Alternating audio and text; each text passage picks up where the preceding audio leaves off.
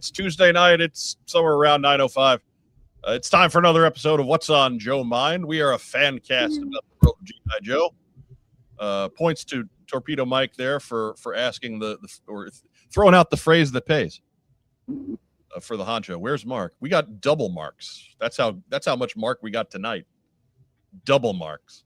We got 2 marks, like Mark 2.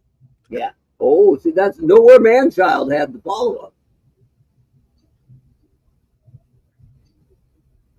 Yeah, so we're talking. Right. There we go. He's in the bottom row, clearly. We're getting ahead of ourselves on the intros.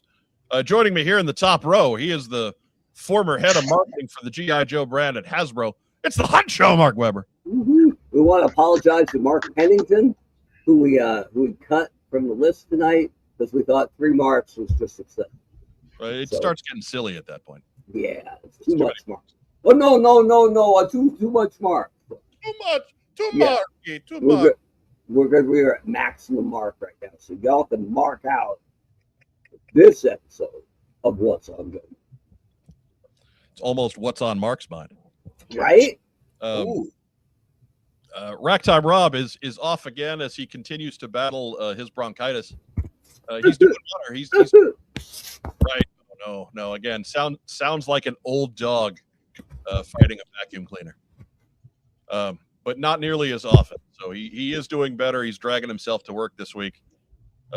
He still sounds like hell about once every 60 seconds, and so we're just giving him some time to get all this stuff out of his system. In the bottom row, our special guest this evening. You know him from the G.I. Joe 3D printing podcast. You know his work from not only his own website over at Mark II Design, but all kinds of toy lines. Mark Gerwig on the program. Welcome back, Mark. Thank you. Part of our regular rotating cadre of nefarious guest hosts. I should have wrote that down because that's a really good. That was good. I think we got it. There's got to be recorded. Like, go watch this later and right. I'll forget. Download the transcripts or something. Yeah, There's got to be some kind of official arms supplier handle we can drop on. Come on, because he's pretty much arming the entire world right now at a 6-inch scale. Right. You'd very much would be our Destro. Mm-hmm. That sounds cool, but also Etsy suspended me for selling guns. So little tiny guns. I really don't need ATF showing up at my house. little tiny non-firing plastic guns. Suspension as in come back in a month, or suspension as in no? I think I could appeal it, but I don't want to. I'm kind of done. They've been a pain in the ass for a long time. It's been a couple months now, but I'm done. Our swag shop used to run through Etsy as well, and the dumb things you needed to do just to keep your account active. And we moved to TeePublic a long time ago. As far as I just would get anytime I could just make a t-shirt design, throw it up, and never think about it again. That's the level of commitment I have towards making merchandise. So last maybe 2 weeks ago now, I got an email saying that because we hadn't logged into it in about 3 years, our Etsy account had been deleted, shut down, wiped out, and it made my heart swell. I felt good. And now that's part of the legal record in Carmel, Indiana. Correct. That we are Etsy bound no more. Mm-hmm. But the Daniel Berry Sports Highlight. Happy Tuesday. Hello, guys. Happy Tuesday to you, Daniel Berry Sports Highlight. Rob describes his cough more of a backfiring old Packard. And yeah, I mean, I can't say he's wrong. It's his cough. But yeah, there's definitely, turn of the century kind of mechanics not working correctly going on there. I'm glad he's going back to school though, because I've always felt that education should be about sharing. So, look, man, those kids probably gave it to him. Yeah. And then, you know, it kind of passed him and came to me, and then I gave it back to him. And then, yeah, it's just going home. It's just going home. It got into your system and mutated. Yeah, it was rough, man. It was rough. Mike, the petri dish, nursery. Yes, we are not people who get sick very often, right? And just the last 2025 was terrible for me personally in regards to being. I was sick more often last year than I think I ever was in any year of my life. Counting times I've been hospitalized. So, yeah, no, and so for something to finally go to Rob, and Rob is not he is not a wuss when it comes to being sick. Like he drags himself out damn near all the time. He is a hardy person who does not get sick often either, even less often than I do. And so if something is knocking him out for the better part of 2 weeks, like it did, that's a thing, right? That is a thing. So what'd you guys do this past week? Work. Yeah. Same. I heard about that. I heard that's not fun. That's not fun at all. I went to school. I had my car break down on the 195, and break down, I mean just lose all power suddenly. That was awesome. Yikes! And I was like, okay, I gotta get off. I gotta get over to the refuge lane. So immediately I tried to signal, right? Like a good Samaritan. Right. Car had no power. Right. Signal did nothing. Right. And then you rolled the window down to use the arm signals, and yeah. So those aren't happening either. Yeah, but I managed. A guy honked really loud at me. I can't blame him. I cut him the hell off, but I made it to the shoulder. So one new alternator later, I'm back in business, baby. Yeah, that's what it sounds like. What year automobile? Oh, it's old. It's so old. It's a 2005, and we're just trying to get like a year and a half out. Yeah. So every time anything alternator level or higher breaks, we're like, You're kind of at that throwing good money after bad stage, yeah. Yeah, it's been a really good vehicle, but it's just time, and we're just trying to squeeze. It's like that toothpaste at the bottom of the tube. We've rolled it all the way up, and we're just where you're actually pushing down on the toothpaste to try to get one more. I like to treat my cars like the Blues Brothers. Like I want to drive them until there's just nothing left. I'm going to get out, take a couple steps, and it's just going to disintegrate. Yeah. Right. On the steps of the nearest federal building, yes. Have you mastered the car backflip? Because that's amazing. No.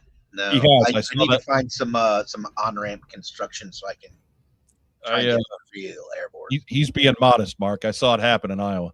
Right? He did it with a trailer. I had the minivan. Their skid mark. There you go. There it is. That's the guy. Oh, what do you say?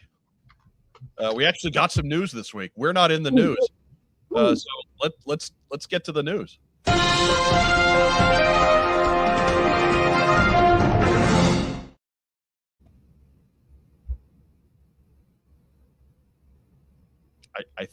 I think we're done. I think that little 5-second bit is done now. I'm not sure.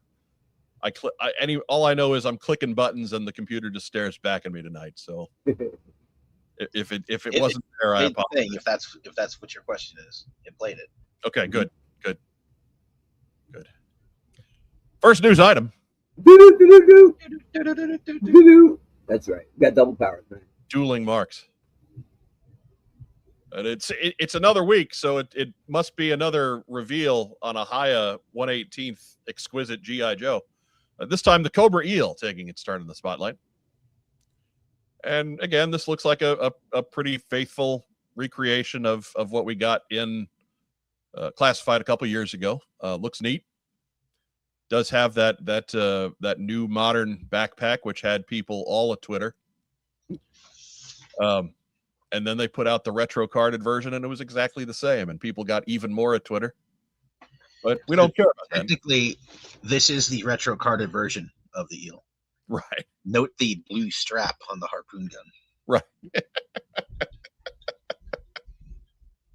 that is it. That's it entirely.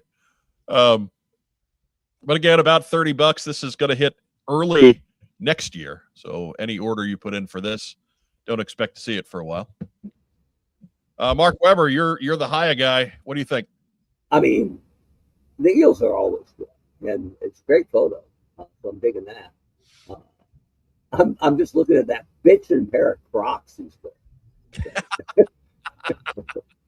Where can I get those? That's what I want. I mean, I'll get this, but I want some Crocs slippers, man.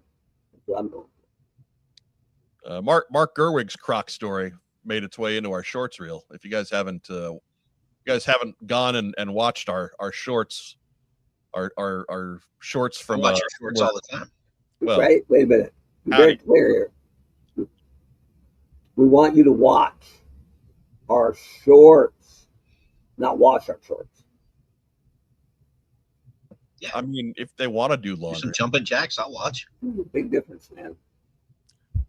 But anyways, you would get the story of Mark Gerwig and his Crocs back in his military days. Maybe the one positive story I've ever heard about Crocs. So I knew that had to stay. I know nurses swear by it, right? Yeah. Because they're comfy and they're easily washable. Right. At the end of the shift, sews them off. Yeah, just and there you go. So, they have a role. I'm not making fun of them per se. I'm just saying if you're wearing them with socks or a scuba suit, you're probably doing it wrong. See, I would say yes to socks and only a maybe on scuba suit. I guess I can't fault a nurse with socks and scrubs, but if you're wearing Crocs, socks, and shorts, and you're at Target, yeah, no, don't be. It's a Target that just throws you right down. Right. Whatever.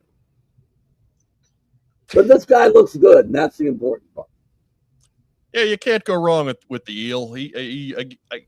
I refuse to get caught up in the backpack fervor because sometimes it's been 40 years and things just need to update a little bit. But Mark Gerwig, what do you think? I love the eels, and I've been digging these Haya figures, so this is that. Most of them I get one. I'll get two of this. Is that do you keep them on card like the Honcho does? Yeah. Well, most of them. There's a couple I've got doubles of. Okay. So I only have one. I only have Beachhead. I don't know if this whole shelf.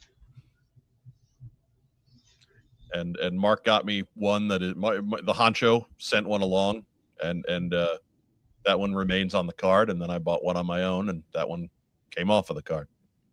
So I had one of them. One of my Haya figures, like the head came off in the package, and it spun around. I think you showed us that. Maybe. They look good. They're just you know how like there's a crumple zone on the front of a car, so it absorbs that energy. Like these are like that. Like if you drop them from a height onto concrete, they'll just like shatter into a bunch of pieces, but you can put them back together. Yeah, that's kind of it. Like it won't break; it'll just come apart. They're fragile, but not necessarily in a bad way. Yeah, as long as you can get it back together, it's all good. That's the best tagline ever. Pleasantly fragile. Right. Firefly asks, weren't Crocs created as pool shoes? Yeah, I believe so. That's not an excuse. I don't know if that's true. Like, there's this whole story about how they got them for the movie Idiocracy, like they were going to be coming out as just fashionable wear. And before they got big, they used them in the movie. And then by the time the movie came out, like years later, they were a thing. I don't remember hearing anything about them being pool shoes. Racktime Rob says, let's face it, Crocs, socks, and shorts is a Walmart uniform. And That's fair. probably right. Probably right. It would be cool if they made a variant of this with some of those little pop-in buttons for the eel. There you go. That'd be good. The Croc charms. Sure. Yeah, like a smiley face or whatever. Yeah. Just be what, like a cobra sigil? Yeah. Maybe a pistol. Yeah, or like an anti-establishment, my job sucks or something. Yeah. A G.I. Joe symbol with some bullet holes in it. Mm-hmm. Stuff like that. Yeah. Whatever, keeps it fun. Keeps the whole terrorist organization thing light and airy. Yeah. Put like a Nike swoosh button on a Croc and let them try to find you to sue. It's a good game. Ugh. I don't deny that they must be comfortable, but man, I just wouldn't wear them anywhere outside of my own front door. Or again, unless I have a good specific purpose, like Mark Gerwig did, if you watched our shorts, which not many of you did. Sometimes those shorts, man, they're messed up because either they're videos that everybody sees, like a couple of them have kind of taken off, or like 100 people, which is not a lot of folks. So they're weird. I don't know how any of this works. The whole YouTube thing, you'd think after 4 years it would get easy, but no, it's not. It keeps changing. Yeah. And the rules keep changing. The tools change, everything. It's a constant state of revolution. Right. It feels like Mao Zedong created the internet sometimes. Oh God, that would start a whole other discussion, wouldn't it?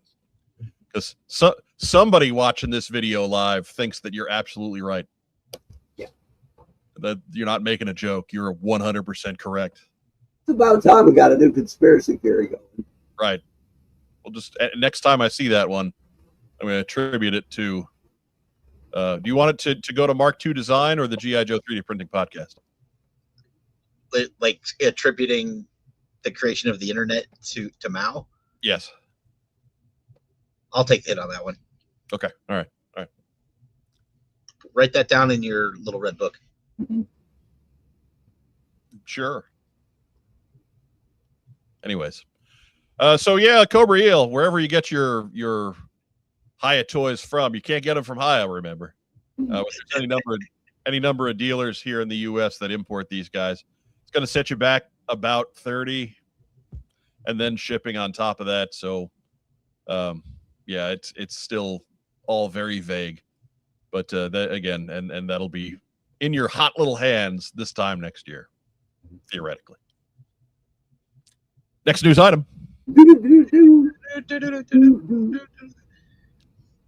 Dueling dudes. No. It's a dudette. Yeah, it's a duet. Duet. Wet. And no, that sounds terrible. So sounds terrible. You take that back. You just started a new conspiracy. And they can't all be winners, man. That's right. Hey, man, it's 100 floors of terror. So, sometimes, right. Sometimes you get Road Piggly Wiggly. Other times you get Doot Wet. Yep. Yeah, for G.I. Joe Day, we had some digital renders get shown off. Did anybody remember G.I. Joe Day? You guys were you? Did you? They've done it a couple years now, and I never seem to remember that. I don't get a chance to forget because somebody on the East Coast will like start texting me while I'm getting out of bed. I celebrated this like crazy. I took the day off. There you go. But a couple of familiar names rolled out here. We got Airtight. We got the Hydro Viper. Real quick, Mark Weber, your thoughts? I mean, I think they both look pretty great. I'm really hoping Airtight's helmet comes off. Thank you. Yeah. So because He's gonna have otherwise, that sweet widow's peak like he did in the cartoon. yeah, I mean he comes with everything he should, and he gets a pistol, which he didn't have. So good for him. Looks great. One of the few really garish Joes where it absolutely fit what he does. So he's all win if the helmet comes off. If the helmet doesn't come off, it's a bit of a short. He goes in the back of the shelf with barbecue. Yeah, I mean we don't want him to be less than the Hayatoy's eel figure, right?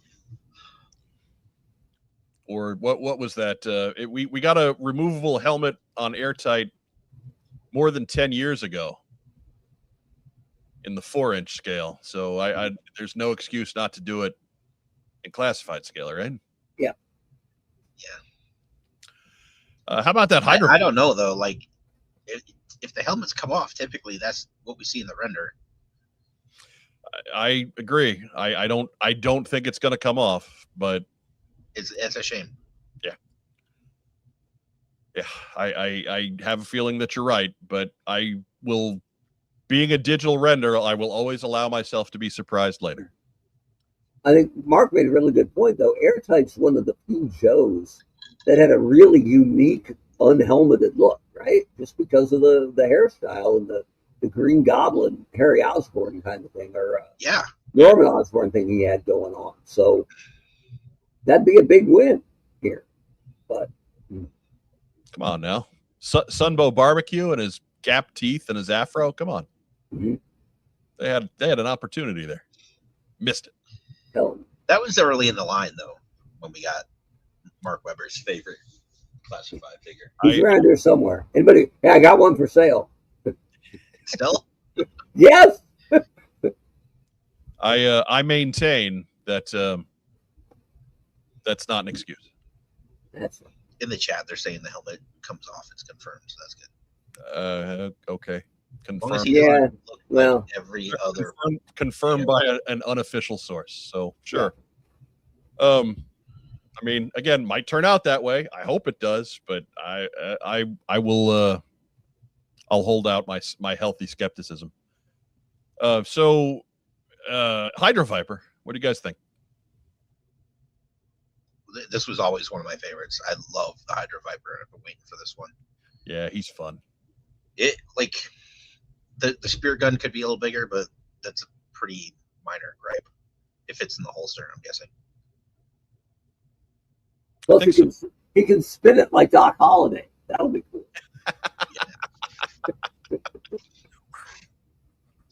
I love that they did the webbed hand, because that's one of the things. I mean, the Hydro Viper doesn't look like anything. That's one of the reasons I think he has enduring popularity. And the webbed hand was something totally different back then. I still think you could have just included a secondary hand at not much cost. Right. In case you wanted to let him double wield. Now, if you were only going to do one, then yeah, do the webbed hand. But really, you could have. Yeah, cause it's not like they need to sculpt new hands. No, and for the alt.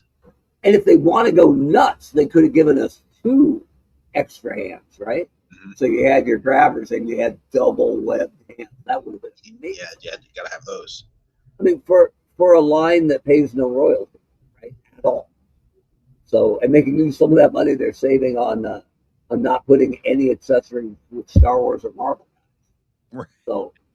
Now I know they're paying like a 90% royalty, but still, I just would like to see. It's great. It's really good, and I'm trying not to be too negative. I'm just saying, boy, you could have gone the extra mile.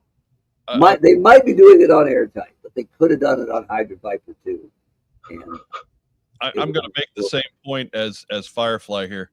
The right hand is new. If you zoom in, it's a clawed hand. So it is both hands are new. Mm-hmm. Just yeah.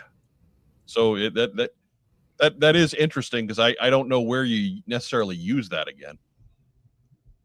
Maybe there's got to be some terrible Cobra Law guy that can put globulus, maybe, I don't know. Yeah. But it would, I mean, even from a design perspective, you're just flopping it at that point, right? So I'll do it in Photoshop. Hell, I'll do it. There you go.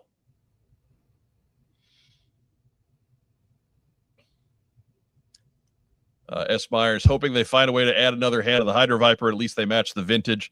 That's kind of my problem with a lot of classified these days. All they try to do is match the vintage. Every so often they make an improvement on the vintage, and it's really awesome. And then, you know, another time maybe they just give rock and roll a different colored shirt and people freak out. I think it scares them off. So like we should be doing better. Right? The audience is weird. Yeah.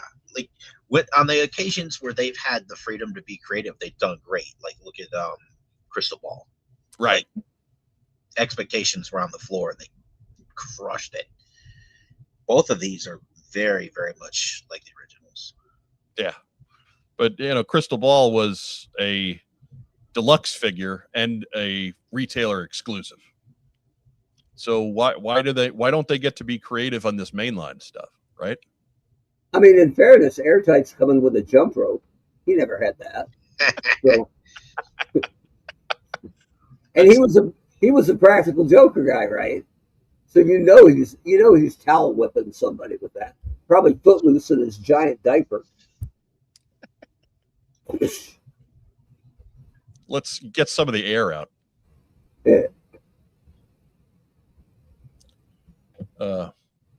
Smog 17 Hydro Fiber is rad. I wish they did a Toxo Viper. Me too, man.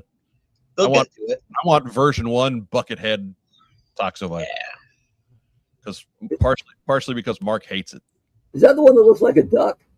It's the one you say looks like a duck. Yes. Yeah, it's the one that looks like a duck. I think why does it look like a duck? I think look at the helmet. It's insulting to ducks, frankly. There's no bill. I a duck's got to have like a duck. Bring it in here, Mike. Bring it in tight. There's no bill. What's that big orange thing below the nose? The lips. Yeah, there's something of a snout there. I don't know if it's a bill.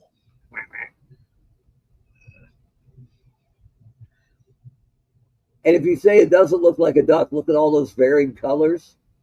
Your Honor, I present you the University of Oregon as Exhibit A. That doesn't count. Sludge Viper. Now we're talking. That's for Michael Gene Fleming. Toxo Viper would be nice. Sludge Viper would be better. Sure. I don't have any problem with either of those, right? But not before Hydro Viper. Hydro Viper's a good call. Yeah, he's it's definitely one of the more memorable figures from later in the line. We also got to see Overkill, and we got a 2-pack coming of the remaining Renegades, Red Dog and Taurus. I dig the Renegades. I'm not quite as sold on that Overkill, but I'll let you guys talk about it first. Mark Gerwig, why don't you go ahead and give us your thoughts? Yeah, I've got just no connection with Overkill at all. I don't know. I'd want to see it. I'd want to see it in hand before I really make a judgment. And then Red Dog and Taurus are kind of maybe overdue. They look good. Yeah, no, they look wonderful. Like they'll fit with Sarge and Mercer really well. Oh, I hadn't noticed the football till just now. That's nice. Well, yeah, he's a kicker, man. That's Red Dog's whole thing. I had seen this render and my eyes never went down there and noticed it. They've got extra hands. You know, we've had fun for years now, decades even, on how Cobra Bats were robots that got outfitted with pants and sleeves. And Overkill looks like a robot that got outfitted with little biker shorts. But Mark Weber, your thoughts? The football's cute, and I don't know if they work it like this, tooling wise or cast wise, but could they have not done the football and given Hydro Viper extra hands? I'm serious, right? It's all the same bottom line. True now, enough. Maybe one's a little more profitable, one's a little less profitable, but anyway. One of the interesting bits, Lenny at Hasbro, who's a good friend, I think they scanned his face for the 4-inch Red Dog, the more modern Red Dog that they did. Right. So he's related on some level. So good for that. These guys look great. I mean, it's exactly what they look like. If you liked them, you're all set. If you didn't, you were never going to buy them in the first place. Right. I do notice though that Red Dog's left hand is only good for one thing. Right? Force choking people. Well, that's a good point. But yeah, he's supposed to throw. He's a kicker. Why is he throwing the football? Well, he's got to hold the football. He's a kicker. He's a punter. Was he a punter or a kicker? He was a punter on the file card. All right. Then that's fair. But it is also making him limiting what he can do, especially because he comes with multiple weapons. You're limiting what he can do for a game. So is that worth it? Man, you can decide for yourself. But I mean, he does have a gun toting hand there. One, yeah. So is Hydra Piper. No, it's if you look underneath the wide open hand, Mark. Oh! I didn't even look at that. You know what? Yeah, never mind. Waving you off. If you're giving us both hands, then cool. Gag hand is stuff. Right. Would have preferred Hydra Piper, but okay. Maybe you could just plug in wide open hand on Hydra Viper then. Here's what I want to see. I want to get that Red Dog figure, and I want to take the suspenders off of it, and I want to see how far you can tilt the torso backwards and still have the number 1 connect. Because that brutal chest cut is in the football numbers of the worst. Right. So I want to see if you could actually stretch it out and make it a 1. I'm gonna put a number out there as a guess in degrees, and say 0 degrees. You think you tilt it at all and it separates the 1? Yes. That'd be so cheap. So cheap. I do like that Taurus apparently is saving up for his Beskar gauntlet. He's not quite there yet on that right hand. I had to get Michael Gene Fleming's comment up there. He said the thing.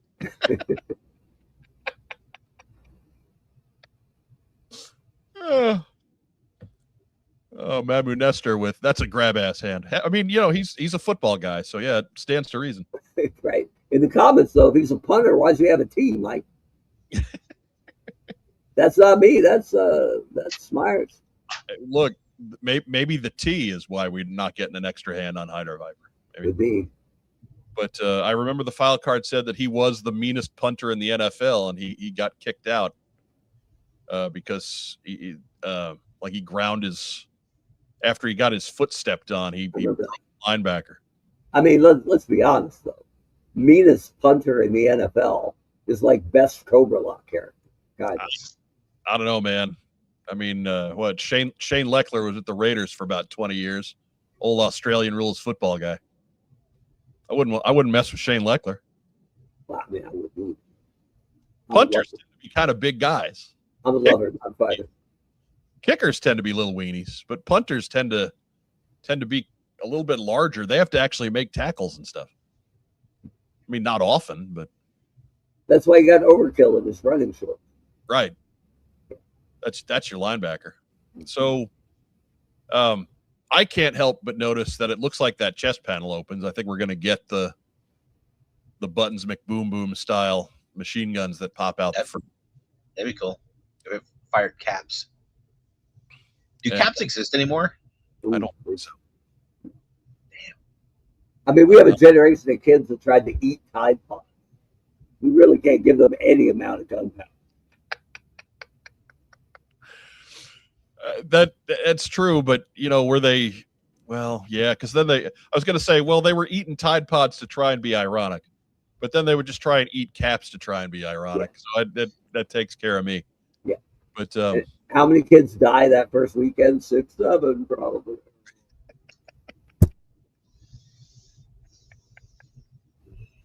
Did the original Overkill have this Constructicon green chest plate? I don't remember. He was see-through, but it was fluorescent green. Right. It looks a little different when it's not opaque, I guess. Because you would think the concept of the Bat Commander is just cool on its own, right? Like, oh yeah, who runs that crew? Oh, yeah, Overkill was a guy I thought they did better a little later on. Like we got a redesign of him in Valor versus Venom, and I thought that one was better. It's the one they've been using in the comic the last couple issues. And I was kind of hoping we'd see that one turn up, but no, they gave us the one from the 90s, and he doesn't do a whole lot for me. Years ago, didn't they take the Saw Viper that killed all the Joes and Snake Eyes and Storm Shadow Ginsu'd him up pretty good, but he survived and they turned him into Overkill? I don't remember. Was that the story? I think Devil's Due might have done that. Yeah. Which is why it hasn't really come up again, because it's part of the lore that's been completely disowned. Right. But the live chat will help us out on that. Firefly's got a good point. They missed the boat here on Overkill. Should have been an expanded figure count that came with a 10 speed. There we go. Nora Manchild bailing us out on that one. See? He's quicker than Ragtime Rob for once. So there you go. Right. Good job, Jeff. In fairness, Rob is sick and wiping his nose with Batman. Batman Kleenex. Ooh. Bat Kleenex. It's like a little blue, a box of 1,000 little blue capes, puffed for your protection.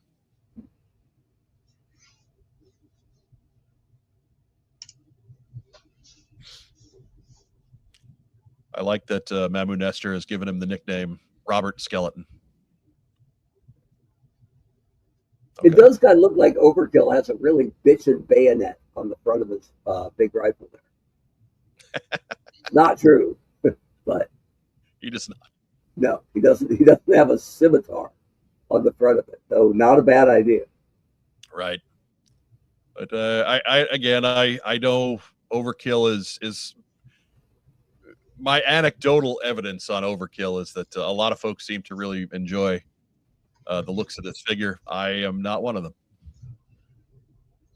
What are the things to his left? Or are they?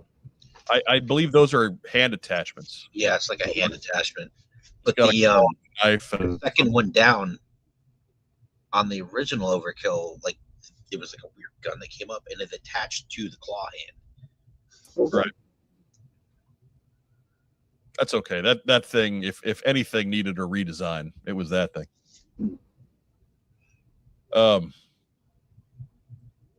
610 Yojo Daddy, Red Dog's file card says place kicker, not punter. Okay. All right. So he does buck the trend then of being a humongous place kicker.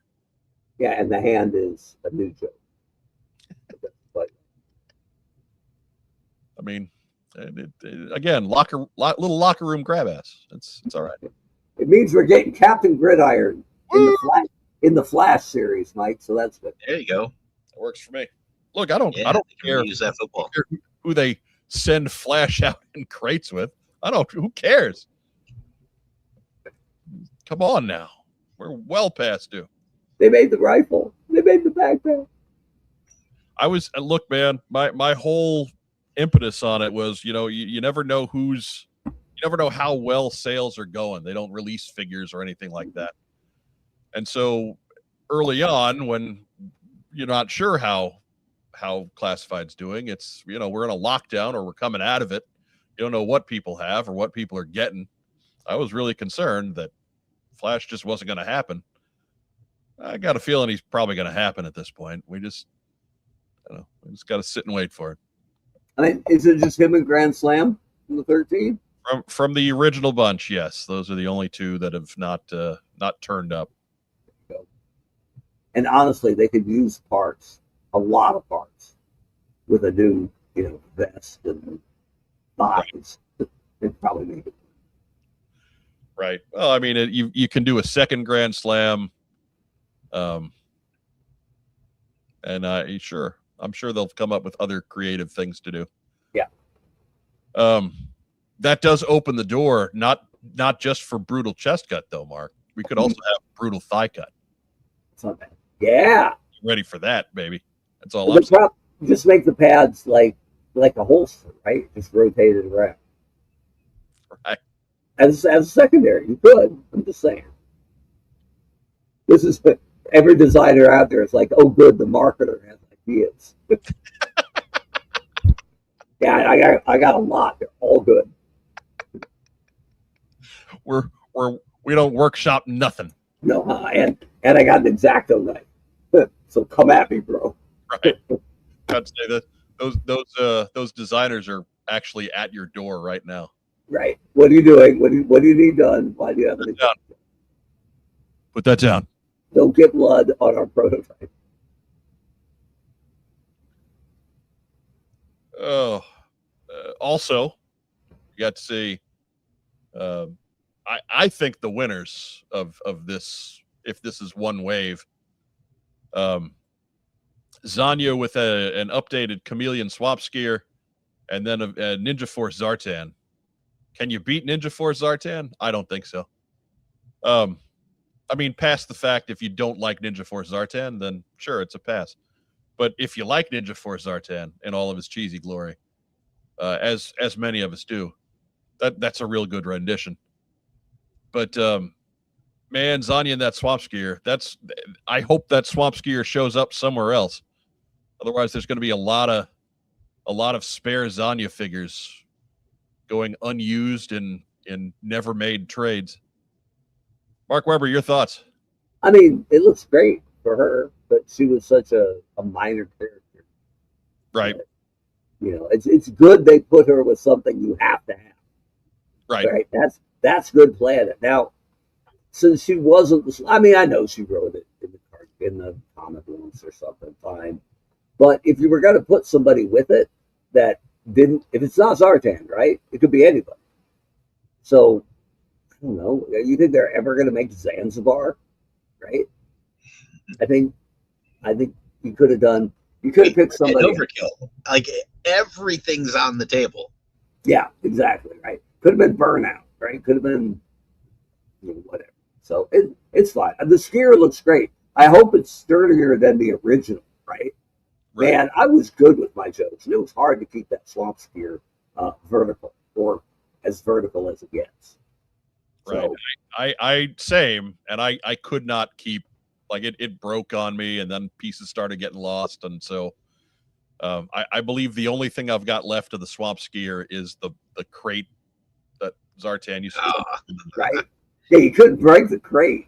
You could put firecrackers in the crate and whatever. You also couldn't fit the swamp skier in the crate. Right. Good point.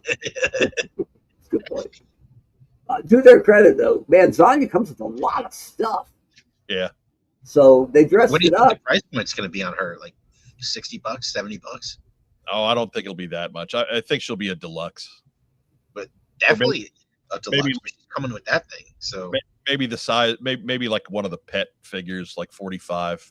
Yeah, $45.50 is my guess. Right in there. So I saw a picture today, and I didn't know if it was somebody like just did some kind of AI thing and pulled the render and did it. But I think there's just one. It's like one single mono ski in the front, and then two in the back. So it's like 3 skis instead of 4.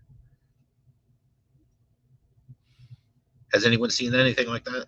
I can't say that I have. This is the only image I've caught. So, I mean, right now you could say it only has 2 skis.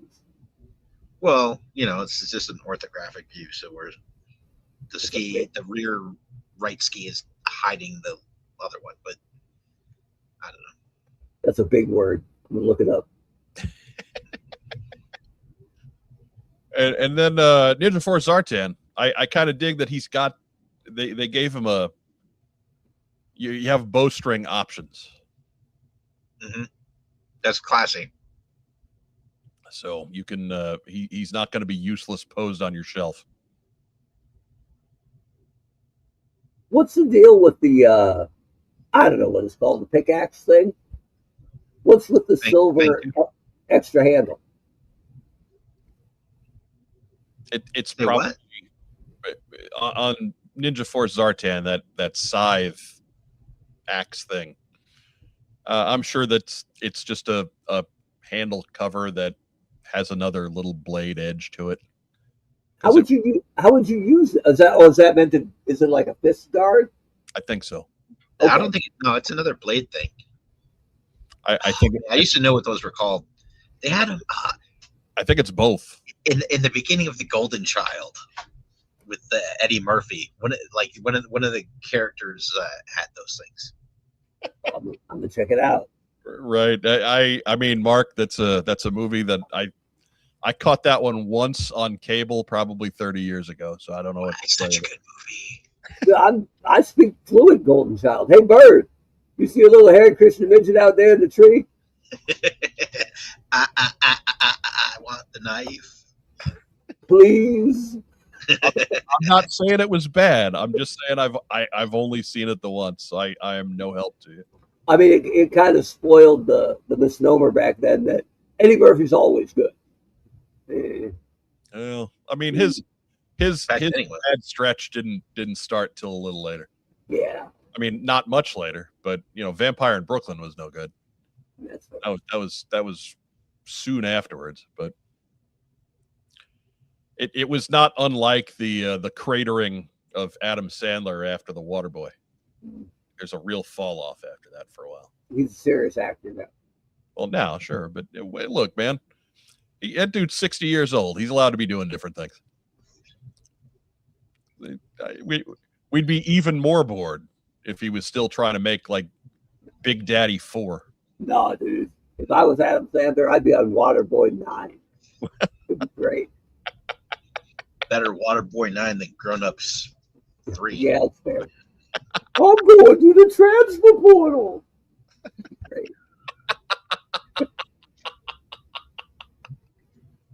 Look, Kathy Bates would still be out there hamming it up, so that'd be perfect.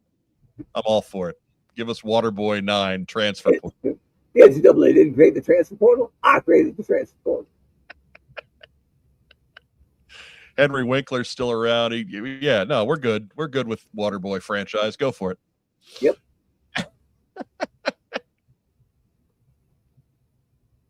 And then lastly, we got this mystery cowboy looking fella who is they've said is a new character. Really? Yeah. One of the new characters that was teased towards the end of the year. So yeah, I mean, the question would normally be, hey, who do you think this is? I don't know who this is. It's not somebody we've seen before. So I love the character, but I didn't know that when it first popped, and I just assumed it was Wild Bill. Yeah. Because you can only get Wild Bill with the Dragonfly, right? Right.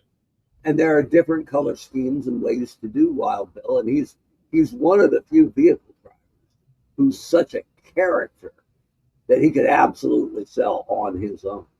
Right. So, and you had what was it, 91 or 92, where Wild Bill came on a card.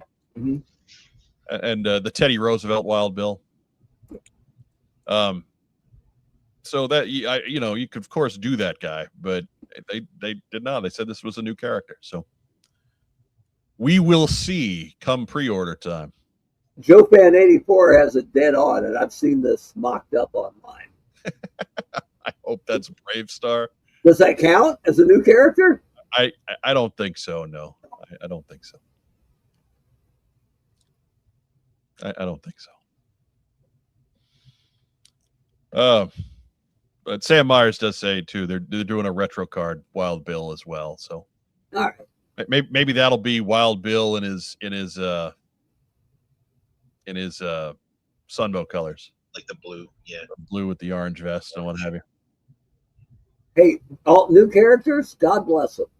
I beat that drum enough that I got to make sure to give them credit when they do them. But doing it, assuming this is a Joe, because it says G.I. Joe with a blue background, Right, right. Doing a cowboy that ain't Wild Bill, okay. God bless you. It better be good. Yeah, it's an interesting choice, right? Like obviously he's got Colt 45 shooters and an axe and this is not a heavily armed individual by today's standards, so we definitely got a theme here, but sure. Maybe he's got the axe attack backpack, not shown. Well, that was the Dreadnought motorized battle pack. Well, they're all Dreadnoughts now, Mike. Because like remember, boy, like he's got something big on his wrist. Yeah, there's some kind of tech going on there, but I love that axe backpack because I think it's the one piece of animation we got with Road Pig, where he's just there's all this laser stuff going on. You see Road Pig running right down the barrel of the camera with this axe thing swinging on his back. It is 9/10 of a second of animation that I refuse to give up. We got people in the comments crying for Blockbuster like it's gone. I mean, right. Bend, Oregon, baby. Just go down there, Mon. Yeah. The king of them all. Yeah. Bend, Oregon. Last one. Go see it. Go buy stuff. Support, right. Buy local. Buy former multinational monolith turn mom and pop video store. I love that Blockbuster tried to buy that mom and pop store.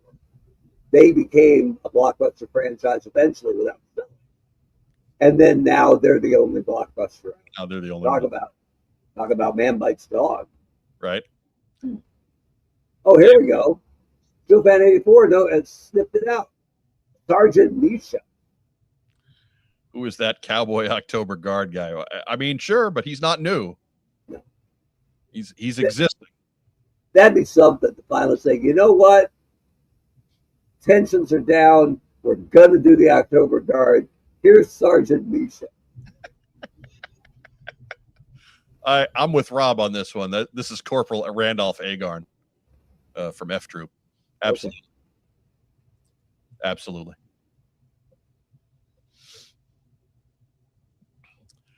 But so yeah, that's what we got there. That's our renders from GI Joe Day. I always manage to be surprised that GI Joe Day happens. I mean, all in all, it's pretty good, right? Yeah, yeah. Look, for the last 2.5 months, there's been nothing. So my wallet has appreciated it. Right. Yeah, right. It's been kind of nice. I still haven't ordered anything from the previous time they put stuff on sale. Like I a couple things that sold out on Pulse, yeah, but I don't think we're necessarily worried about Zap and Crazy Legs being gone from retailer reach. We'll probably get that done this week. I actually do want those guys. I've been lazy. I mean, Rob could have done it while he was laying at home coughing. He's a bum. Yeah. Come on now. It says shiftless layabout under his name every week. And that's when he's healthy. Oh, Rob doesn't need to be making any Joe purchases for me. But next news item. I forgot we were doing news. Right. Yeah, right. It's weird that we have news. It's a strange thing. We're just riffing. But of course, we don't have that much news, so we're into comics already. Always the harbinger of the end of the news segment when we're into comics. But G.I. Joe 325 is happening. This is on February 11th. This is not tomorrow. This is a week from tomorrow. Larry Hama, Chris Mooneyham on art, Francesco Segala on colors. It's another. This is billed on the Image website as the first chapter in a new era of G.I. Joe. Didn't we just have a new era of G.I. Joe? Wasn't that issue 301? What's going on here? Yeah, every couple of months it's a new era. I guess. It's like how we had like the 25th, 30th, and 50th anniversary all in the same year. Right. Or within the same 5-year span, and they're not necessarily in the right order. Yeah. But I suppose that is a good way to kick off a new storyline, or maybe I don't know. No, this is going to be good. All new stuff. Call it a new year. Snake Eye stabs Lady J in the head. Nobody saw that coming. Right. I was just right. Looks like I'm just excited to see version 2 of Rock and Roll and Tunnel Rat again. it's it's the Joes in immediate repose. But again, the cover doesn't tell us anything about what's going on in this book, and that's fine. I just the selling of it was funny to me. The advanced preview doesn't really tell you anything about the issue either. Just that it's a new era for G.I. Joe. Okay, sure. Why not? I mean, S Viper 72 is giving it the credit it deserves, though, man. At least it's not some garbage brand new G.I. Joe #1. Right, Yeah. right. No, I think enjoy your lineage. If you happen to be at 300 issues, just keep going. Baby.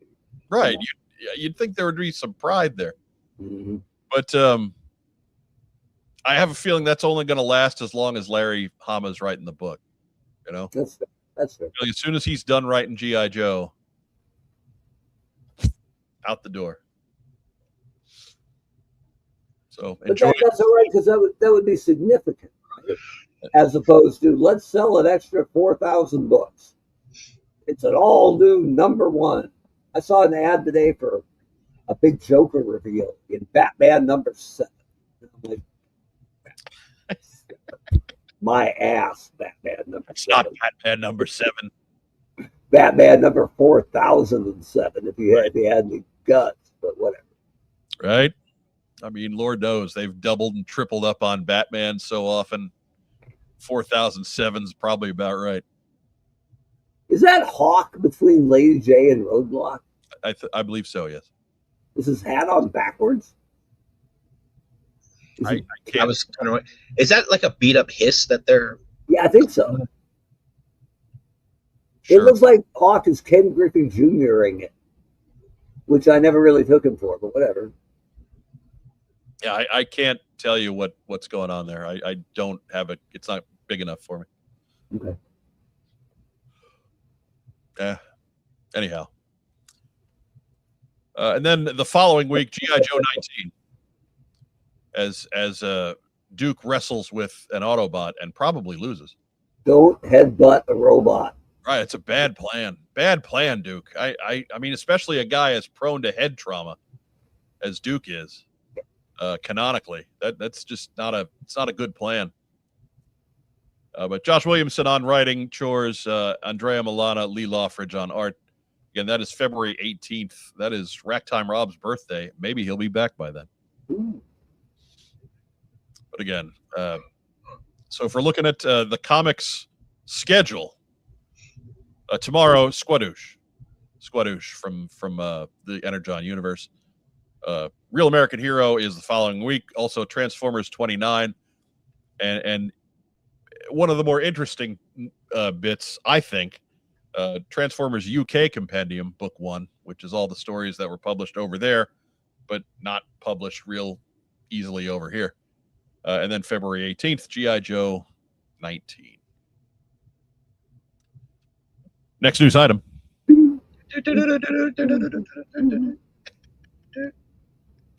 So is it Doot Duet or Dueling Doots? We're not dueling. This Okay. is a team effort.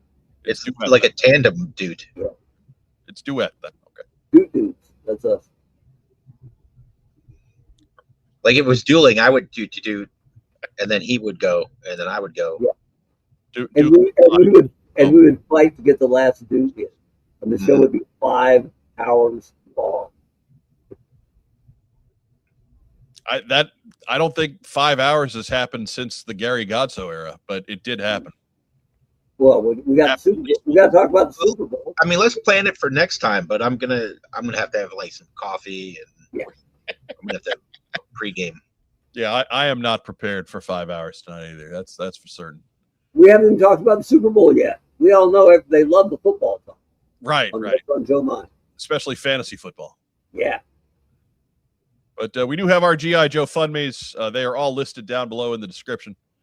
Roger Taft, our friend from After Action Report, the co-founder, one of the authors, he is working on getting his eyesight back to normal. Got a few bills left to tie up there. His GoFundMe is open again. Jamie Sullivan's ongoing saga with his foot still going on. Cousin Kenny recovering from an illegitimate lawsuit. And then Skybound staffer Diana Davis and her huge medical bills from that little pudding face eating the curtains. So those are all four listed down below in the description. If you got $1, you got $2, that's great. Every little bit helps. It sucks that GoFundMe is the third largest medical insurer in our great nation, but doesn't change the fact that that folks got to pay. So whatever you can spare, we thank you in advance. Next news item. I was trying to set a baseline. Yeah. Sometimes news happens and it's not Tuesday. And so a place where you can go is the surveillance board. Our friend Eric laying it down 7 days a week or whenever it happens. We had a couple of weeks there where nothing was getting laid down, and that's fine.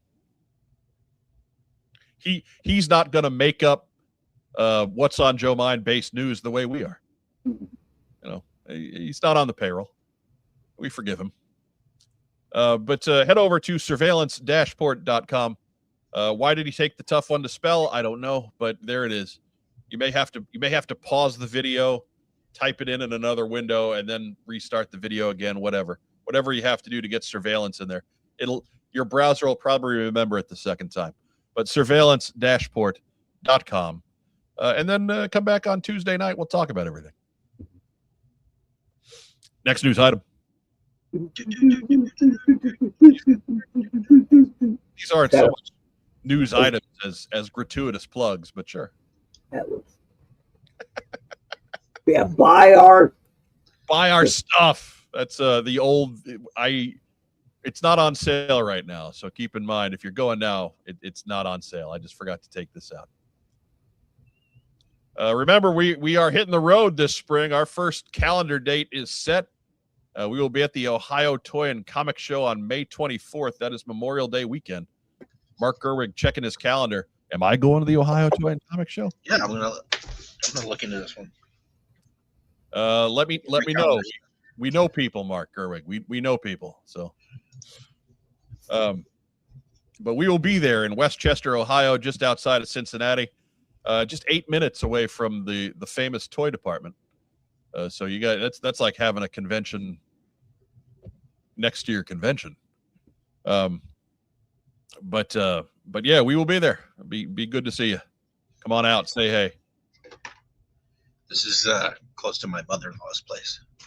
Oh, right. There you go then. Yeah. You're expected then. Your absence will not be tolerated. Stitch Young says you should come to Minnesota. Yeah, right now. Yeah, eventually. I mean, Minnesota's wonderful, not in the winter. Oh, well, not in the war zone either. -12 and no convention. Plus you get to watch Sam Darnold in the Super Bowl. Right? Too soon? Oh, maybe. It's football talk. Super Bowl is Sunday, so not just yet. Yeah, it was a balmy 30 degrees in Indianapolis today. I had to go outside. Like it was literally, it's been so cold for so long. I was wearing this shirt, which is just a workout shirt. It's pretty thin, and a hooded sweatshirt, and that was it. Like I carried a jacket. No pants? No pants? I've You're lost, just double ducking it?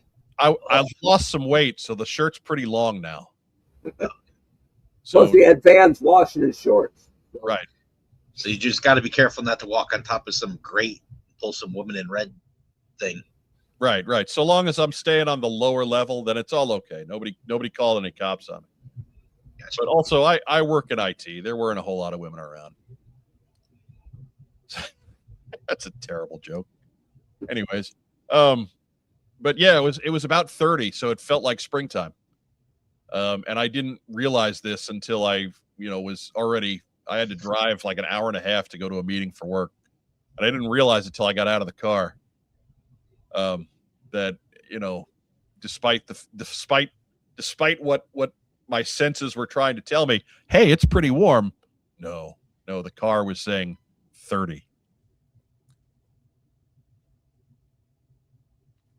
Doug Dello can be in Ohio at 14 hours and 8 minutes. Well, there you go, man. That sounds like when we packed up for Joe Fest, so you get yourself there. One of these years we'll do Joe Fest again, but that's a bring a couple of empty bottles. Right? Get a little trucker bomb action. Make sure the aim is good. We just any trucker bomb reference makes the heart of our sponsor, Todd Jordan of Kokomo Toys, makes it glow like E.T. It's really funny to watch. He just loves that joke so much. I don't understand. Like you can walk into Kokomo Toys, just say, "Hey Todd, trucker bomb." He'll do it. That's your lesson, your challenge at home. Next time you're at Kokomo Toys, just walk in and go, "Hey Todd, Mike said trucker bomb." Just see what happens. Should be a small discount. You'll get to see Todd giggle like a tiny child, and that's enough. Yeah. That's enough. Firefly asking, when is What's on Joe Mind coming to DFW? When is DFW going to ask us to come? I mean, even if they're just giving us vendor space, that's a lot. Cash talks. Don't ask us when we're coming to a show. Ask a show when they can invite us. Those are the people you need to ask those questions to. We say it every week. We will happily travel. If we can make it, we will. But we just need a table and a parking spot right next to it for a well-armed scooter. and a cake stand. And a cake stand. Absolutely. Yeah, cake. Don't forget the cake stand. Okay. We're not divas.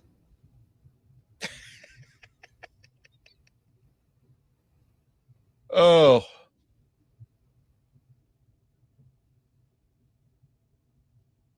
Doug Dello, you think this group has pull with the showrunners? They don't know who I am. It's one of those where I actually have met the guys from Dallas, but it's been a long time, so I don't think they remember.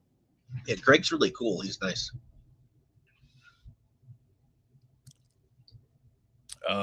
Michael Gene Fleming, have you been invited to Joe Fest yet this year? Or do I need to start harassing them on Facebook? You can always harass showrunners on our behalf. It doesn't mean anything when I harass showrunners. Nothing. They tune you out if that's what's happening. But if the fans pipe up and start saying, "Hey, where's What's on Joe Mind?" They've been doing this for 15 years. They are the voice. They're our favorite G.I. Joe podcast's favorite G.I. Joe podcast. Where is What's on Joe Mind? You claim to have a G.I. Joe show, yet there is no What's on Joe Mind. These are the things you need to say. It doesn't help to harass us. We have no idea. We got nothing. You can shorten that down to just where's Mark? Right. Kudos Garage. Are we getting Joe on Joe, What's on Joe Mind team up at Assembly Required again? Maybe. I believe what you meant to say was What's on Joe Mind, Joe on Joe team up at Assembly Required. And look, man, I sold Joe Slepsky on Iowa pretty hard, and Iowa delivered. So I know he is going to make every effort to do that again. So Now all we need to do is get assembly required with the super booth plus the honcho, because we know Mark II design will be in attendance at assembly required. That's a given. Yeah, he's there. He's in. I think it's going to be the only show I do where I have a table. Your own, because you're getting out of the 3D printing business. Yeah, I'm getting out of the manufacturing and selling prints thing. Right. But So like 3D printing is only suitable for podcasting. You're supposed to say yes. Yes. Okay. All right.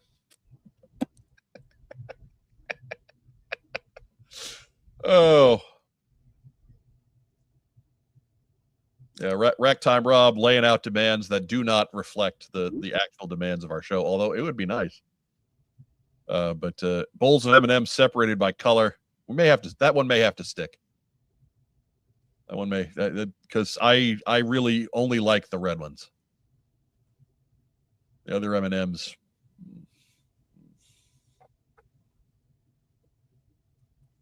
Anyways, next news item. Hey, do all that cool YouTube stuff. It's all right down there waiting for you. It's all free. It's all quick. It doesn't sign you up for any spam calls or anything like that. Make sure you're subscribed. About 30% of you week after week are not subscribed. I don't understand. Because if you've watched this far into one of our videos, what I do know is the algorithm will recommend us to you for the rest of your life. So you might as well just subscribe. And then, of course, hit the like button. We're a little lax with the like button the last few weeks. Let's get those likes back up. And leave a big boy comment and share us in your various G.I. Joe circles, be they on Facebook or Reddit or what have you. It's always good to spread the word. And again, it's cheap, it's quick, and we thank you immensely. Help us on Bluesky. I don't understand what these icons are on this slide. Like the thumbs up, I get that. Why is comment a heart with a hole through it? I don't know what's happening in the share thing. I don't know either. I don't know what these are. Doug Dello says, fancy slide, Mike work overtime. No, Mike stole this from a free graphic site several weeks ago. I've used it a few times over the last couple months. So I had nothing to do with this. I just put it in the slideshow. Subscribe looks like a twisted candle. Yeah, it's kind of messed up, but it's whatever. Like a ribbon, right? In my mind, it's a really long receipt. But I don't know what like at first I thought it was like a candle that you could burn it with that. I don't know what's going on. I think you're right. I think it's a CVS receipt. But I don't know. This was just the only one that had all four of the buttons on it, so I just went with it. Yeah. We know the audience has issues, right? But what they need is subscriptions. Yeah. Yeah. Anyway, that's going in a short, promise. Next news item. Yeah, these aren't so much news items at the end of the news. They're just shameless plugs.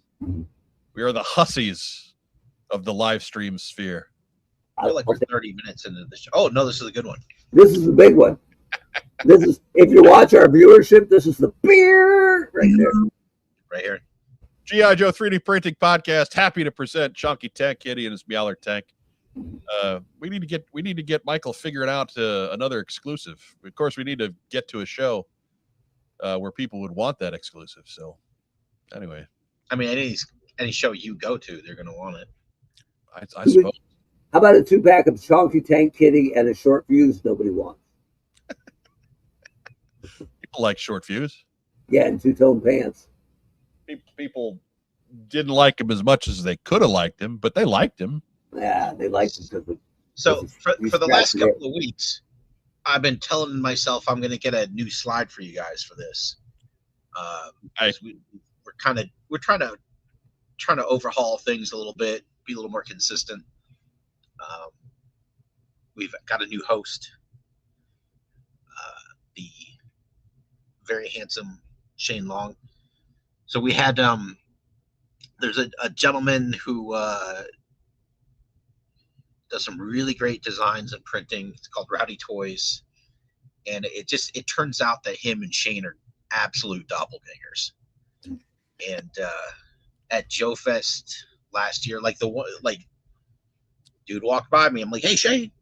He just kept walking. I'm like, I'll catch him later. No big deal. And then I saw him a little bit later. I'm like, that's weird that he changed his clothes. I'm like, hey, I was shouting at you earlier. He's like, I don't think you were. But yeah, it turns out these two dudes look alike. We had Rowdy Toys on as a guest, and just for fun, I invited Shane on so we could have them kind of like next to each other for the first time. Amazing. But it turned out that Shane was really good on the podcast. He was just good energy, and I really liked him, so I invited him to just kind of be permanent. So we've got a new host with us. So Artwan, Mike, Shane, and myself, and we're doing our best to just do every Sunday. We were real inconsistent for a long time, but it's too much fun. So every Sunday, and then every other Sunday we'll be doing like a live demonstration. So last Sunday we started working on like a classified version of the Fang 2. This upcoming Sunday we'll just do some kind of toy talk stuff, and then the following Sunday we'll do Fang 2 Part 2. Back to the lab. Later. We'll finish it up probably, I think, on the third attempt. So you should call them the lab segments. It needs a name, so maybe that'll work. The lab. Mindbender's lab. I don't know. Well, Michael goes with he's Techno Viper is his handle on everything, so maybe it's the Techno Viper 3D. Techno Viper's lab. For the new image, can you have the doppelgangers in the back doing the Spider-Man pointing at each other thing? Yeah, if we can find a triplet for him. You don't have to find it. You just print it. Yeah. Scan his face and be fine. Be fine. Yeah, actually, I don't know if anyone that's made like a mask yet of somebody, like scanned somebody and like printed their face and wore it, all as Zartan. Like, oh no, shit, that's actually like a really good idea. It's back face, right? I don't know any Zartan. I'll see you guys. I'll see you guys in May in Ohio. Right. Scans going. We've sent Mark into his own personal lab. Mm-hmm. Yeah. Oh man, I have all these people I've scanned because I've made little heads for them. There you go. I could just start wearing their faces. I'm sure they signed something, right? Like, this is a victimless crime. I mean, I could unlock a phone with these things, so I'm feeling pretty good about this plan. Yeah. Screw Tom Cruise. His mask thing always fails in the movie.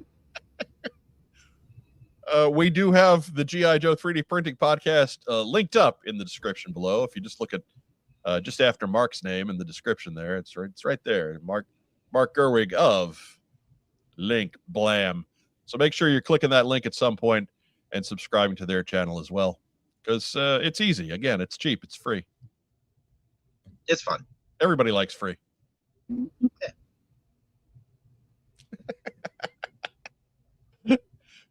Next news item. Ain't no more news items. That's the news we always end with Chunky Tag Kitty. There's no more news.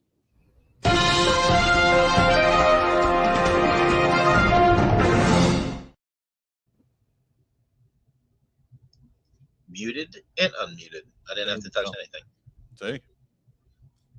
I'm Racktime Rob, I'm hearing the delay of our show 2 rooms away. It's like half a second. So I kind of have an idea as to when things actually happen now. But Mark, you denied to give me any specific slides for your program. I apologize. Otherwise, we'd have. Yeah, that's my bad, yo. It's too busy 3D designing stuff.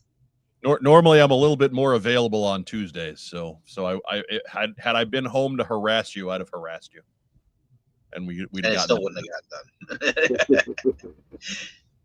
I'm gonna try and get something. I'm gonna try and get something for you before next Tuesday. Mark Gerwig has been on the show enough times to know that he can just ignore me most of the time. But Mark, you've been up to some wackiness. You've been in the lab, so to speak, working on your own wacky projects, and we had to get you back because, of course, the 2-seater shark is a moment that lives in show lore as something that made Mark Weber's his jaw hit his desk. He dropped so hard. So we figured that this next project of yours, we had to show this one off just to get a similar reaction. What you got going on, man? What's cooking? What's cooking in the Gerwig lab? Yeah, so you're alluding to the Conquest, which I started in July of 2023. I got about 95% of it done in like 2 days, and then just like struggled with it for years. It's always the details. Yeah, so it was a Patreon project. It was I have a Patreon for folks that do 3D printing, and for just $10 a month, less than the cost of a Happy Meal, you can subscribe and have access to all the STL files that I put up on there. Is that what Happy Meals are up to these days? It's got to be something like that. Okay. It might be like $20. I don't know. Like, sorry, I didn't mean to derail. Okay. Yeah. So you want to see the thing? So yeah, I started this thing a long time ago. Had just lots of issues, and just the nature of things. The more I do this stuff, the more I learn the tools, the better I get at sculpting. So if I take like a couple months off of something and come back to it, it's just like, oh, what was I thinking? This is horrible. Do I start over? I wasted all this time. Anyway. Fresh set eyes, man. Fresh set eyes. Yeah, and then just constantly evolve your workflow and everything. So I got you did get it done. All right. Done-ish. Done enough. That whole time you were talking, Mark Weber's eyes were just locked at the bottom of his screen. You knew he had found his prey. Yeah. That's amazing. I can't stand it. I think I really screwed up the paint. I'm not happy with it at all. Oh, let me get you in the big window here. It's not all about you, Mike. Sometimes it is. No, it's really never. There we go. Yeah. And pop that cockpit open, man. Yeah, I'm happy with the canopy. Pretty clear. I could have spent some more time on it. I dig that you got the edging on there, right? You didn't just leave it clear. No, I mean that's two different pieces. The clear piece is one thing, and then the piece with the pivot and that edging, that's a whole separate piece, just glued together. So when I didn't paint the other side though. When I first showed these images to Racktime Rob, his question was, "Does it seat 2 guys?" And I was like, "No. Doesn't appear to have room for 2 in the Conquest." I mean, somebody could sit in the other guy's lap, I guess. Right. I liked in the cartoons, every once in a while there'd be like 4 people in the back seat. They were pretty good about that with the Conquest. Sky Striker, good Lord. I mean, I think there was one time they were having a party in the back of the Sky Striker, but Rattlers were like that too, man. Sometimes they would just have a Rattler that 18 people floating around the middle of that thing. I would love to have been like the turret gunner in a Rattler. Could have hung like a disco ball in there. Right. Get some lights. Where Glow my sticks. Yeah, some glow sticks. Yeah, some glow sticks. Yeah. So I printed this one first, and I've got several parts that I printed and then like changed, but this was the first one that kind of got completed. And based on how this turned out, I made some changes, printed the other one. Based on how that turned out, I made some changes. So I've got 2 that I would say are flawed, and no intention of printing a third one, even though I'm confident all the files are super duper now. So the files that the guys on the Patreon get, they're money. They're good to go. And I'm stuck with 2 flawed conquests that I will never print again. And nobody at home watching is looking at those and saying, yeah, they look flawed. Well, it's about like how well it goes together. Like, my intention is like these guys get it, they can print it, and it can kind of like pop together with some glue. You don't have to sand a bunch of stuff. No, you're not screwing with it. Yeah, like the canopy on the Conquest X30 is a little loosey-goosey. On the Python Patrol one, it's pretty sweet.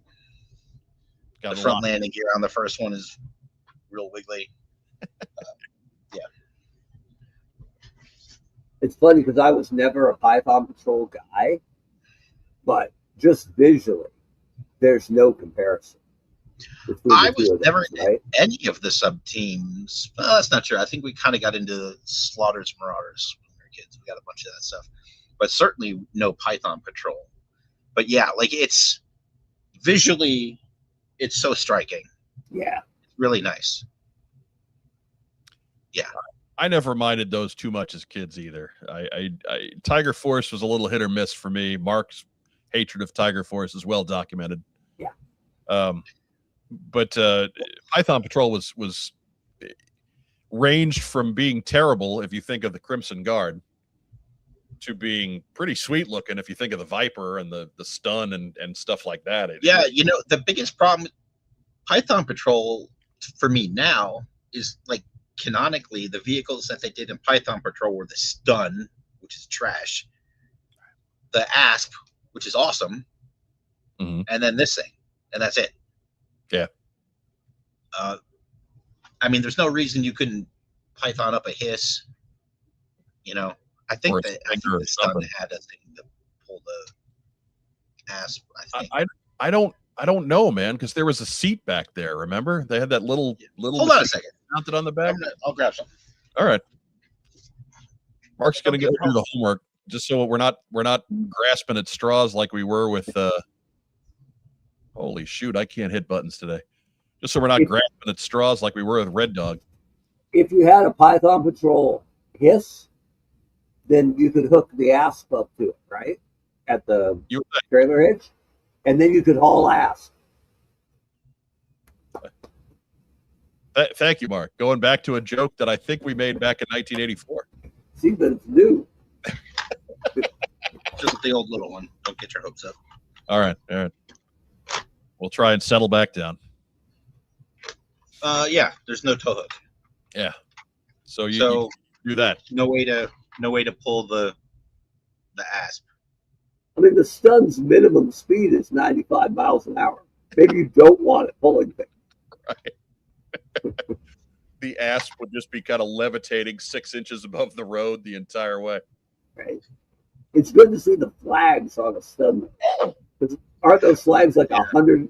Aren't they 100? Oh, still worth $50 with no flag. Yeah, just as beast. Yeah. Right. Yeah. Firefly said, I always put the Python Asp behind the Imp because it looked like a Python Patrol vehicle without the pattern. Sure, why not?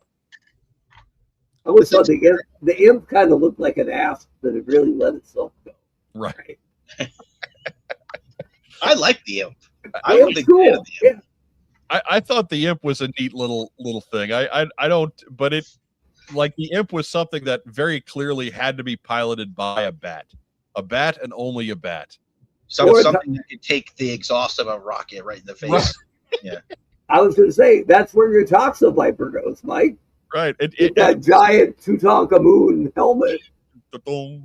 Yeah. I mean, that's who's driving that thing in the on the package art. It's not even so much that the bat can take the full blast of 3 rockets. It's that you just don't mind as much when the bat gets incinerated by it. Yeah, I want to. My mental list of stuff I want to do. I want to do a classified imp, but kind of plus up the size enough that a person can sit inside and like close a hatch. Right. Which you'd think would just be a must. Yeah. Just, I mean, it was just one of those things. They had to make it small so they could. It was like $5 when it first came out. It was I think it was a low price point item. $6 price point item that came out. You could hang it on a blister card, right? So I want a motorized imp, because what's the top speed on an imp? What, 6 miles an hour? Come on. Yeah, I don't figure those suckers are moving real quick. You could do it like a wind up. It'd be great. Pull it back and just let it go. Here comes the imp. It's still coming. Like that scene in Austin Powers with the steamroller. Yeah. Or it's like Lancelot attacking the castle in Holy Grail. Well, I also made, like, real early when I first started doing 3D anything in printing, I made different missiles for it. Like, so, like the one that drops the mines, like that's just the dumbest thing ever. But there's no reason you couldn't have like a biological warfare one and a chemical one and a nuclear one. You could do other things. I kind of liked it. I thought that was clever. What, the mines? Right. It was at least toyetic. Well, no, it's a great play feature for when it came out, for children who were playing with it. Yeah, you drop a bunch of little yellow mines on the carpet, and then you roll your vamp across the living room, and boom. You finally give Tripwire something to do. Hey, Tripwire. There you go. Get off your ass. See if you can find the bright yellow mines that are laying around all over the place. And Skidmark is dead again. But I love Skidmark. Phil Donnelly joined in the live crowd. I found the body of an imp with no rockets in a thrift store in the middle of nowhere once in the 2000s. Just a maroon chunk. I don't think there's any. Did it have the? There's the gun that's on it's ridiculous. It's supposed to be a gun. It looks like I don't know, a super soaker or something. Yeah, it's about as intimidating as the headquarters cameras that clipped on the top. Look out. Things are very safe around here, Cobra. I do like the line, though. I found the body of an imp in a thrift store in the middle of nowhere. Sounds like the cheapest true crime episode on Netflix. Right. It's just some cross between Lord of the Rings and NCIS or bad. Law and Order. Now I'm just picturing like a small chalk outline. And senile Mark Harmon being wheeled in there. What's going on? What's the situation? Right. Or Horatio. He needs work. Michael Gene Fleming. I got a couple imps on the shelf waiting to get painted to match the maggots to make a combined artillery. That would be nice. That sounds good. That's a good idea. I want to take that sentence and just put it out in the general public. I got a couple imps on the shelf. I'm going to put them with a maggot. All right.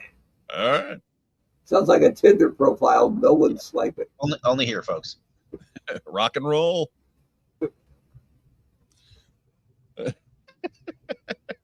The imp is one of those vehicles that even as an adult, I've never had one. And you're missing out. Yeah, I should get an imp. I can do that. It's a very gettable thing. I think I've got like 4. I just haven't. For a long time the Piranha was on that list, and now I think I got 3. So I tend to. Aren't they? They're the same color, right? Pretty much a sub team. More or less. Like I like how the Piranha is blue and black, and maybe. I thought the Piranha was maroon. Yeah. What am I thinking of? I have no idea. The Barracuda, maybe? Barracuda. I'm thinking of the Barracuda. Yeah. Right. No, the Piranha is straight from ASU, baby. Woo! I like how it matches the Moray. That Cobra Navy has a pretty nice uniform look to it.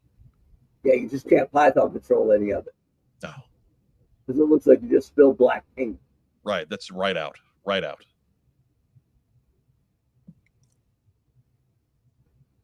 Yeah. I mean, again, like those Toxavipers doesn't have the vehicle most associated with them.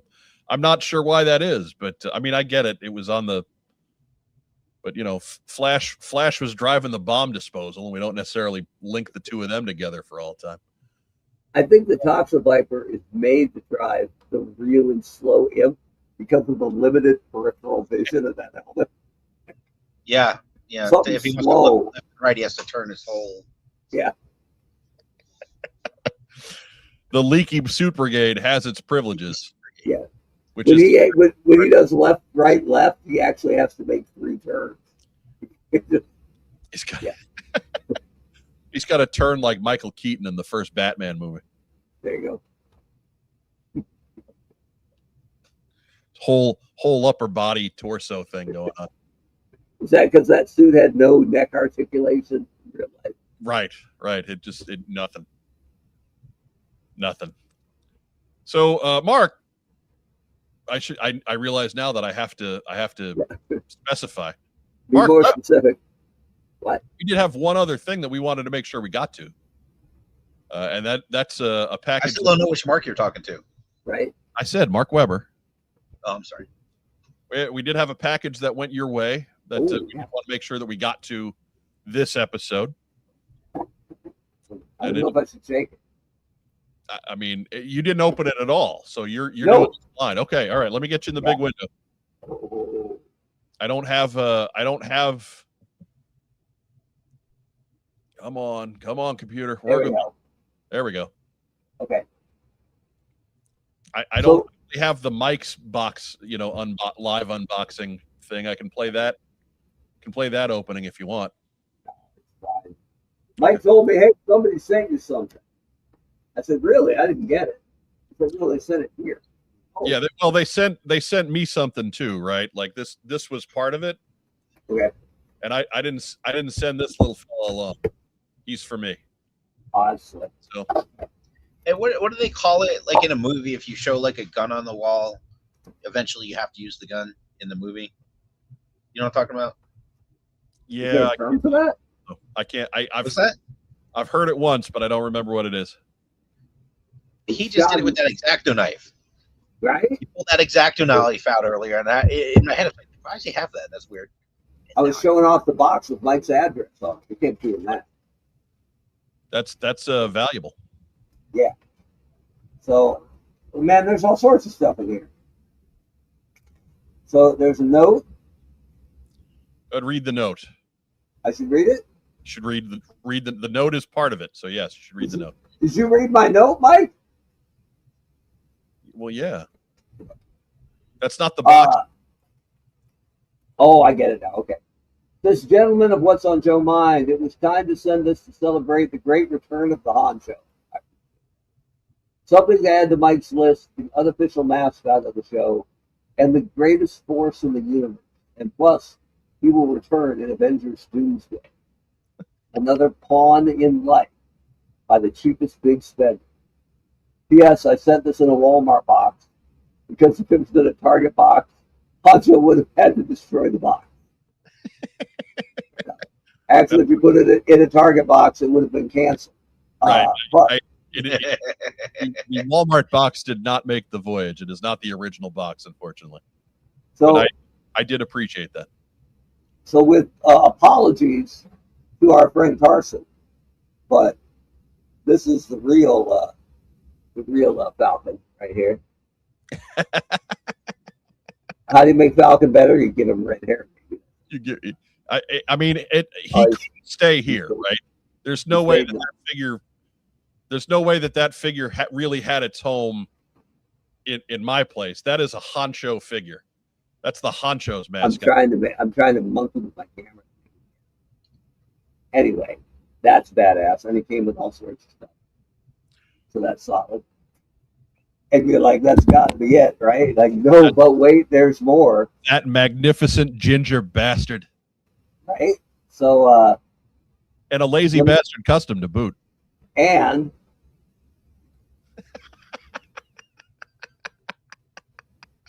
If you're not familiar with late 1990s WCW, Laparca had the best dance, looked like that.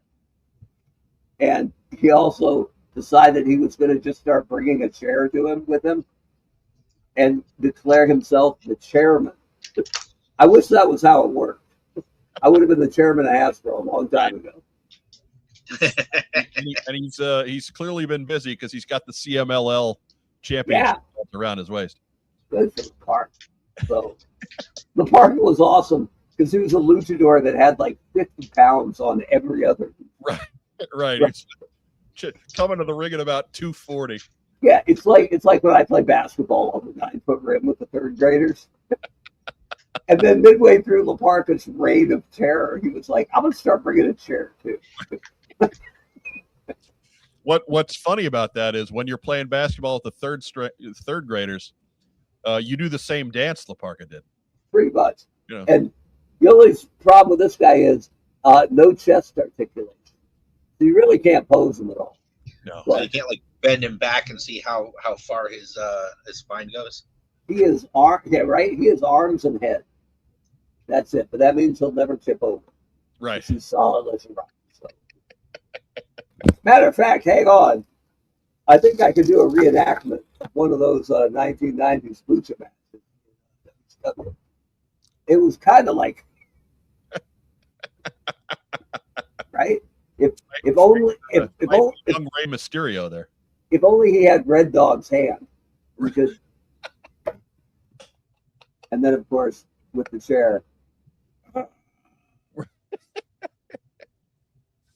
So there is no way that those could remain here. Those needed to go to the Honcho's residence to commemorate the return of the Honcho.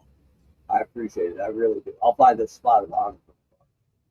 And maybe I'll have Chuck Norris here take over an ass, maybe, or maybe we talk so much about the hip that he needs to. El Santo doesn't. Come on now. El Santo wants nothing. El Santo can't beat the Blue Demon. You think he's going to take the park? Not at all.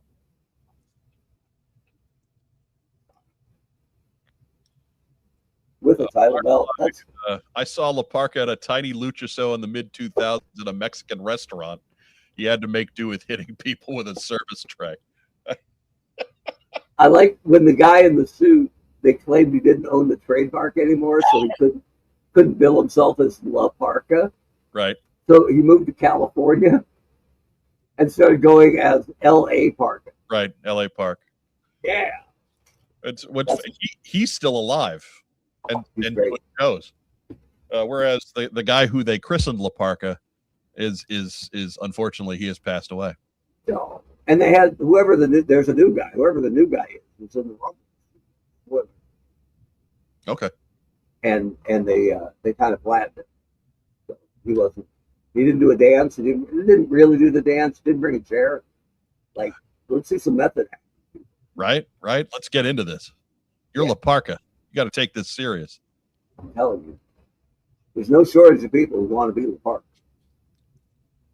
Andrew Gauguin, the Honcho is in the weekly Hasbro meeting and he's got a chair.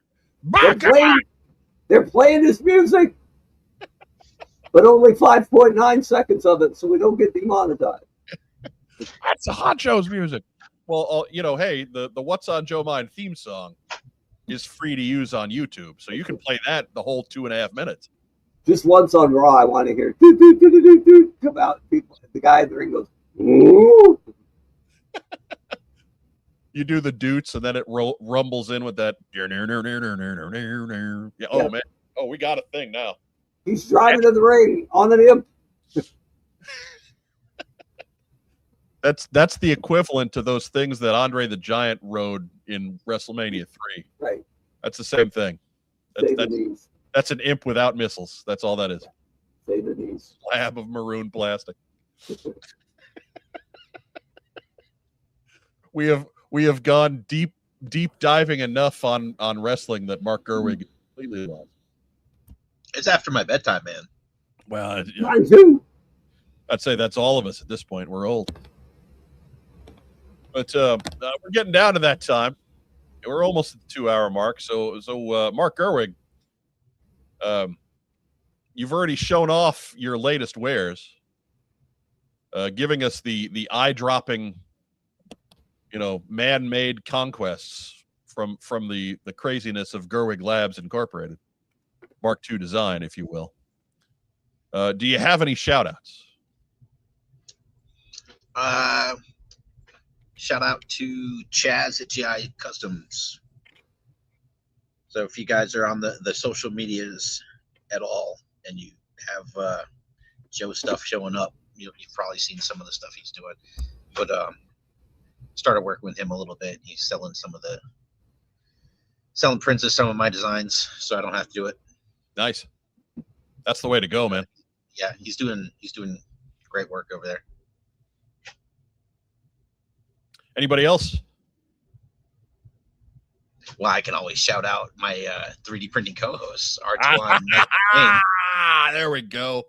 Yeah. Come on, Mark Gerwig, plug the damn show. Plug the damn show. I should have wore that shirt tonight. Oh. I appreciate that you wear that shirt at almost every con at least once in a photo opportunity. Yeah. Like you're truly one of I don't wear it not at cons, so that's in an attempt to keep it semi-fresh. Right. No, most of our wear that I have, the only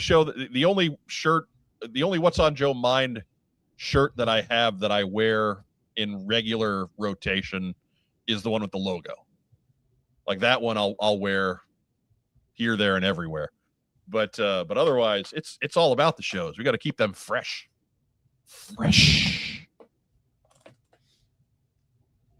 So nothing for Artoine or Michael or what's the new guy's name? Randy? What? I don't know. I don't remember. Shane. Sorry, Randy.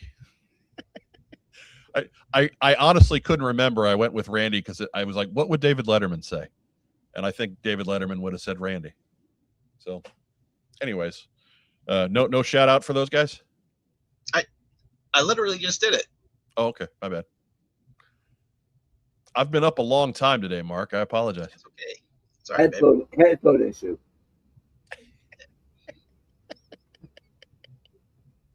Oh my God, it's late. Mark Weber, shout outs. Hey, just one to my buddy Bert Rotundi, who's my partner at Eternal Baseball. Because dig it, didn't know till Facebook told me today's the 5-year anniversary of Eternal Baseball. Oh my God! Game 1 of season 1 was 5 years ago. It's the best baseball ever. Check us out. Eternal Baseball. Am I still your most common guest host? Yeah. Okay. It's been a couple of seasons since I've been on, so. Yeah, Ichiban. Okay. All right. We are the Irizarry machine. Yeah, we don't have to worry about crossing any lines anymore. No. And the Yankees' second baseman have been trapped. So we got Willie Randolph up to try to solve that, which green lights for return. So, yeah. And on top of that, Joe DiMaggio's out with a hyperextended elbow.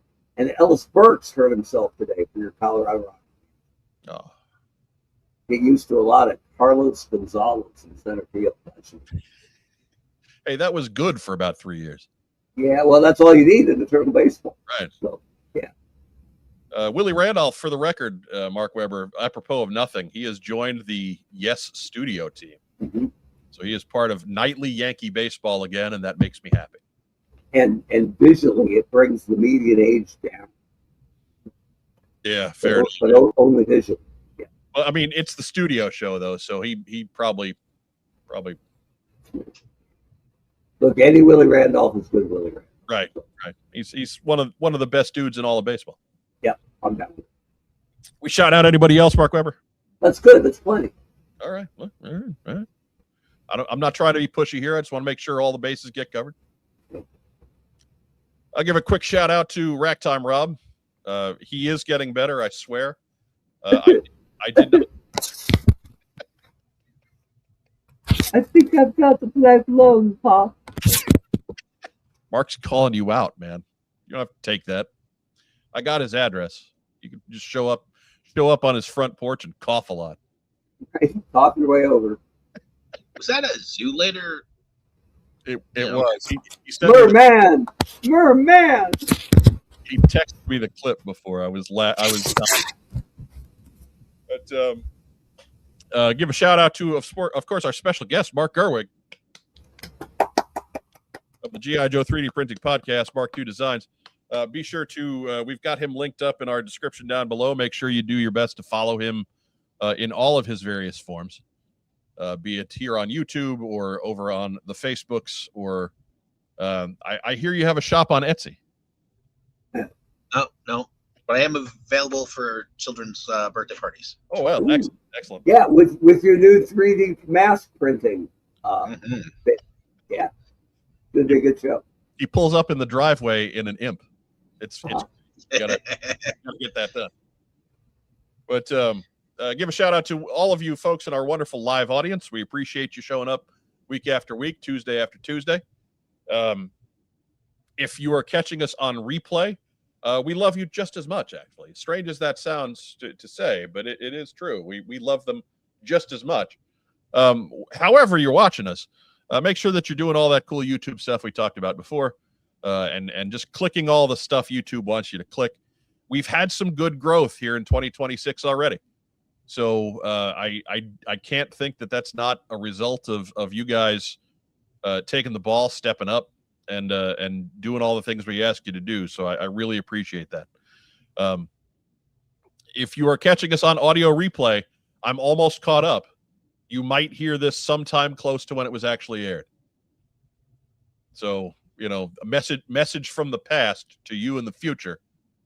I have heard you, and I am working on it. Oh my God, I'm so tired. It's time to go. Look at that. Another one. Before we do, okay, Mark. Hear me out. Like the old 80s vinyl Halloween masks where the eyes are cut out, and you always end up like cutting the side of your face. Right. It's just like that sharp edge. Especially and then just your like a little elastic band just keeping it on. That's what you just get a whole bunch of Mark Webbers. Oh, no. Shatner. Gotta be Shatner. Or why not both? That'd be something if we take over Joe Fest. For Vendetta.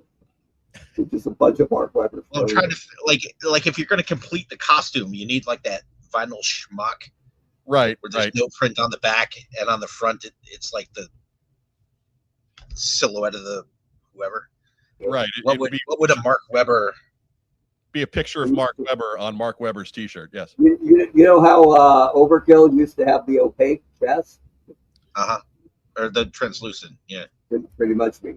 Or we do have the Mark Webber off-target T-shirt available at the swag show. There you go. Yeah, you could have him, which will be on sale next week, I believe. What's on Joe Mind? You do the summer Webber variant, which is like version 1 Zartan in the sun. That's a good one. Only instead of blue, it turns blazing hot red. Yeah. I've been called worse. Yeah, baby. But that's what we got. Be sure to join us next week. We'll be back with another episode of What's on Joe Mind next Tuesday at 9. A little programming note real quick. Probably mid-March, we'll be switching days again. So keep that in mind. But for a couple of weeks, we're still going to be Tuesdays. But until then, be safe. As our friend Vagon likes to say, stay safe, and if you can't, be careful. We will be back next week with another episode of What's on Joe Mind. Have a great rest of the week, everybody. And yo, Joe.